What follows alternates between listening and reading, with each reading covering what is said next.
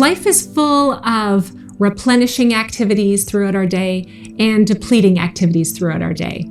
And if we can be curious about what those things are and notice when we're starting to feel depleted and recognize that this might be a grand opportunity to become regulated, use the tools that we're talking about in this program, then each of these opportunities allows us to grow more.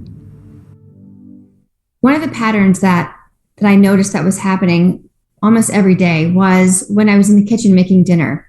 Almost every single night I was in the kitchen making dinner and I would yell, it's dinner time. And my kids were not that far away. They would be, watching TV or playing a video game or on their iPad. And I would say it a few times, dinner time, and no one responded.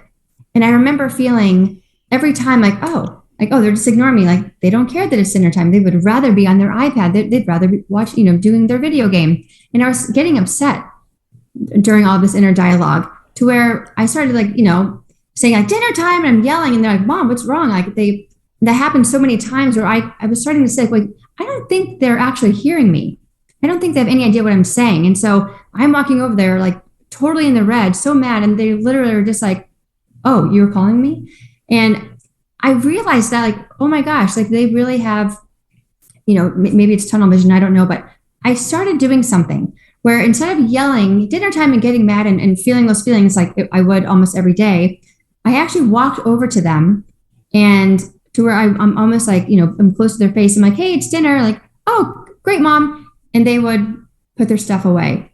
And in that moment, I was like, oh my gosh, they literally never heard what I said. And all of those thoughts and feelings I had internally, it was mine. It was me. It was made up. It wasn't even what was actually happening.